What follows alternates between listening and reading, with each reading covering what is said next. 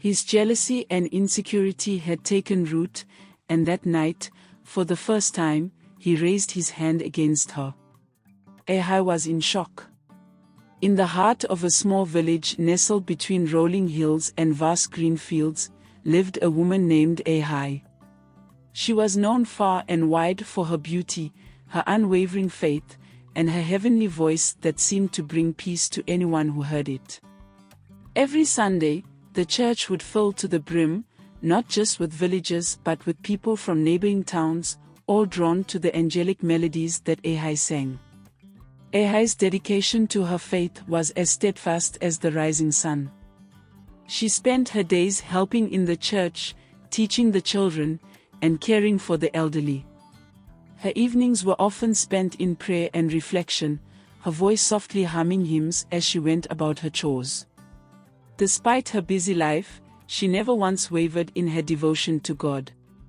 It was during one of these Sunday services that Ahai met Ikenga. He had recently moved to the village from a nearby town, and his tall, handsome figure quickly caught the eyes of many. But it was Ahai's voice that captivated him the most. He began attending church regularly, drawn not just by the services but by the enchanting melodies that Ahai sang. Ikenga was a man of strong faith himself, and he admired Ahai's dedication and purity. After several weeks of attending services and participating in church activities, he finally found the courage to introduce himself. Their first conversation was brief, but it left a lasting impression on both of them. Ikenga was kind, respectful, and shared many of Ahai's values. As the weeks turned into months, Ikenga and Ahai began to spend more time together. They would walk through the village in the evenings, talking about their dreams and their faith. They prayed together, attended church together, and supported each other in every way possible. The villagers watched their blossoming relationship with admiration, seeing in them a perfect match. One evening, as they walked by the river that ran through the village, Ikenga turned to Ahai and asked her if she would consider dating him. Ahai, who had grown fond of Ikenga, agreed, but with one condition. She wanted to ensure their relationship was built on a solid foundation of faith and understanding, so she proposed that they abstain from sex for a year and 6 months. This period would allow them to truly know each other without any physical distractions. Ikenga respected Ahai's wishes and agreed wholeheartedly. Their relationship flourished under this agreement. They became the talk of the village, not for any scandalous reason but for their commitment to each other and their faith. They were often seen together at church functions, village gatherings, and during their evening walks, always hand in hand, always deep in conversation. A year and 6 months later, on a beautiful sunny day, Ahai and Ikenga stood before God and their village to exchange their vows. The church was filled with flowers, music, and the joyful faces of everyone who had come to witness their union. Ahai looked radiant in her white dress, and Ikenga couldn't take his eyes off her. As they exchanged their vows, it was clear to everyone present that their love was deep and genuine. Their marriage began with the same strong foundation of faith and love that had defined their courtship. They continued their routine of praying together, attending church, and supporting each other. Ikenga proved to be a wonderful husband, often surprising Ahai with her favorite meals and helping around the house. Their home was filled with laughter, music, and the scent of delicious food. One day, a letter arrived from the church headquarters in Abuja. The head pastor had heard of Ahai's exceptional voice and her dedication to the church. He wanted Ahai and Ikenga to move to Abuja, where they would be provided with accommodation and the opportunity to serve the church on a larger scale. It was an incredible opportunity, and Ahai was overjoyed. She had always dreamed of serving God in a bigger capacity, and this was her chance. Ikenga, too, was supportive of the move. He knew how much this meant to Ahai, and he was willing to uproot their lives for her dreams. The village was sad to see them go but happy for the opportunity that awaited them. They held a farewell service for Ahai and Ikeng, filled with prayers, songs, and heartfelt goodbyes. The move to Abuja was a significant change. The city was bustling and fast-paced, a stark contrast to the peaceful village life they were used to. But Ahai and Ikeng adapted quickly. The church in Abuja welcomed them with open arms, and Ahai's voice soon became the highlight of every service. Her singing drew large crowds, and her dedication inspired many. The head pastor often praised Ahai in front of the congregation, commending her dedication and her unwavering faith. Ahai was humble and always gave glory to God for her talents. She continued to work hard, helping with various church activities and reaching out to the community. However, it was this very praise that marked the beginning of trouble in their marriage. One Sunday, after an especially moving service, the pastor complimented Ahai in front of everyone, highlighting her as a shining example of faith and dedication. While the congregation applauded, Ikenga's face hardened with an unreadable expression. That evening, when they returned home, Ikenga's demeanor changed. He was unusually quiet, and Ahai could sense something was wrong. She asked him if everything was all right, but he brushed off her concerns. However, as the night went on, his anger began to surface. He accused Ahai of being proud and arrogant, of letting the pastor's compliments get to her head. Ahai was taken aback. She tried to explain that she was just doing her best to serve God, but Ikeng wouldn't listen. His jealousy and insecurity had taken root, and that night, for the first time, he raised his hand against her. Ahai was in shock. The man who had been her rock, her support, had suddenly turned into someone she barely recognized. Ikeng apologized the next morning, attributing his actions to his desire to discipline her and remove the spirit of pride. Ahai, confused and hurt, forgave him, hoping it was a one-time incident. But it wasn't. The beatings became more frequent, each one leaving Ahai more broken than the last. She cried herself to sleep most nights, praying for a change in Ikenga's heart. Despite her pain, she continued to serve in the church, hiding her bruises and putting on a brave face. Ahai's life in Abuja became a daily struggle.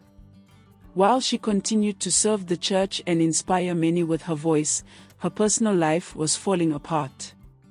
The beatings from Ikeng grew more severe, each one leaving her with fresh wounds and deeper emotional scars.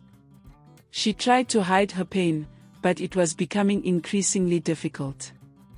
One day, during a church service, a friend noticed a small bruise on Ahai's jaw. Concerned, she pulled Ahai aside after the service and asked what had happened. Ahai, unable to hold back her tears, broke down and told her everything. Her friend was horrified and urged Ahai to speak to the pastor, hoping he could intervene and talk sense into Ikeng. Ahai hesitated. She was afraid of what might happen if Ikeng found out she had spoken to someone about their problems. But the beatings were becoming unbearable, and she knew she needed help.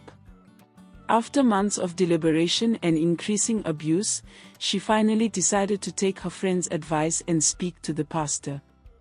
When Ahai finally gathered the courage to speak to the pastor, his response was not what she expected. He listened quietly as she recounted her ordeal, but when she finished, he told her to keep the matter quiet. He explained that the church's reputation was at stake and that such incidents could not be allowed to tarnish their image. He advised her to pray more and to never mention the abuse again. Ahai felt abandoned and isolated. The pastor, whom she had trusted and respected, had dismissed her concerns. She felt like there was no one she could turn to for help. But she continued to pray, hoping for a miracle. She believed that God would find a way to change Ikenga's heart and end her suffering. As the months went by, the abuse only worsened. Ikenga's jealousy and insecurity knew no bounds. He accused Ahai of infidelity, of trying to overshadow him, and each accusation was followed by another brutal beating. Ahai's spirit was breaking, and she could see no way out. One Sunday, after a particularly violent beating, Ahai could barely stand. Her face was swollen, and she had bruises all over her body. She managed to make it to church, but her pain was evident. A friend noticed her condition and insisted on taking her to the hospital. Reluctantly, Ahai agreed. At the hospital, the doctors were horrified by her condition. They diagnosed her with severe internal bleeding and recommended immediate surgery. Ikenga was informed, and he rushed to the hospital, but it was too late. Ahai's body had endured too much, and she didn't make it through the surgery. The news of Ahai's death sent shockwaves through the church and the village. The pastor was devastated, realizing the weight of his advice and the consequences of his inaction. He was racked with guilt but kept silent, fearing the repercussions. Ikenga was arrested and sentenced to 10 years in prison for his actions. The church and the village mourned the loss of Ahai, a woman who had been a beacon of light and faith. Her story became a cautionary tale, a reminder of the dangers of unchecked pride, jealousy, and the importance of seeking help in times of need. Ahai's legacy lived on through the songs she had sung, the lives she had touched, and the lessons learned from her tragic story. She was remembered not only for her beauty and her voice but also for her unwavering faith and strength in the face of unimaginable suffering. In the aftermath of Ahai's tragic death, the village and the church community were left grappling with a profound sense of loss and guilt. Many felt they had failed Ahai by not recognizing the signs of her suffering or by not offering her the support she needed.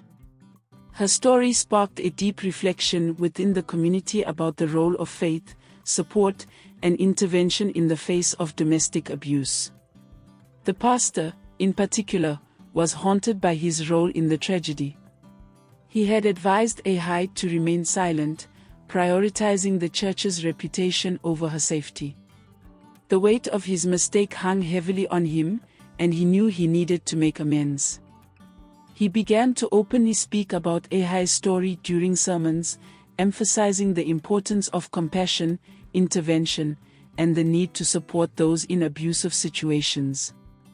The church community responded with a newfound commitment to addressing domestic abuse. They established support groups and counseling services for those in need. They also worked closely with local authorities to ensure that abuse victims had access to the resources and protection they needed. Ahai's death became a catalyst for change, prompting the community to take a stand against domestic violence. Ikenga, serving his sentence in prison, was left to reflect on his actions. He was consumed by guilt and remorse, realizing too late the damage his jealousy and insecurity had caused. In prison, he sought spiritual guidance and counseling, hoping to find some semblance of redemption. He wrote letters to the village and the church, expressing his deep regret and asking for their forgiveness. Years passed, and Ahai's memory continued to inspire and guide the community. Her story was shared with new generations, not as a tale of tragedy but as a powerful reminder of the strength of faith and the importance of standing up against abuse. The support groups and counseling services established in her honor flourished, helping many victims find the courage to seek help and rebuild their lives. Ahai's voice, preserved in recordings of her singing, continued to bring comfort and peace to those who heard it. Her legacy lived on, not just in the songs she sang but in the lives she touched and the lessons she imparted. She was remembered as a woman of unwavering faith, immense strength, and enduring love. The village and the church became a beacon of support and compassion, a place where anyone suffering from abuse could find help and understanding. Ahai's story had transformed the community, teaching them the importance of empathy, intervention, and the power of standing together against injustice. Ehai's life and death were a testament to the strength of the human spirit and the enduring power of love and faith. Her legacy served as a reminder that even in the darkest times, there is always hope for change, and that every act of kindness and support can make a profound difference in someone's life.